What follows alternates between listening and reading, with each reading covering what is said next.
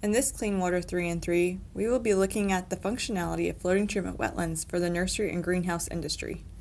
Several challenges related to water use and runoff exist for nursery and greenhouse operations. The transport of contaminants from irrigation runoff into the neighboring ecosystem or into on-site retention ponds is a major concern for specialty crop production.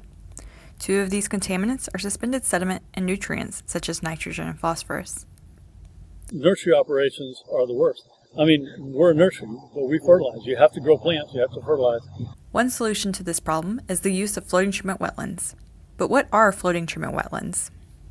If we're talking about floating wetlands, what we're talking about is actually floating plants on top of a water surface so that we can use the roots of the plants to clean water. It's reminiscent of a typical constructed wetland or perhaps a natural wetland in that we're using plants and the microbiota and bacteria that colonize their root systems to help clean water. Whether we're talking about suspended sediments, metals, nutrients, we anticipate that these technologies will work. Basically, floating treatment wetlands are designed to compete with algae and nuisance plants and take up nutrients so that they are out of the water prior to it being released from stormwater ponds and getting into natural waters of the state and the ocean, where they cause algal blooms and damage red tides and things like that, at least in Florida where we are. There are many benefits to floating treatment wetlands, but why are they so effective for use in nursery and greenhouse operations?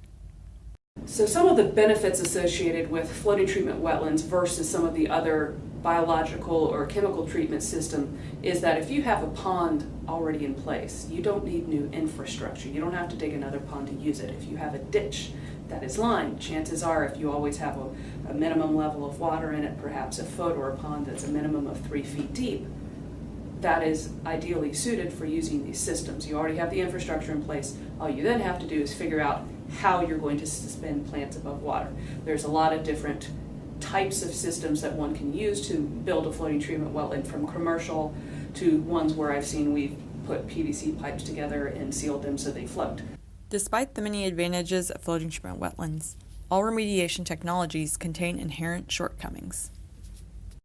So some of the drawbacks of using floating treatment wetlands is that for them to be used well, you have to actually have a maintenance plan in place. Floating treatment wetlands are a viable, low-cost option to remediate nursery and greenhouse runoff. To learn more, stay tuned for future Clean Water 3 and 3 segments.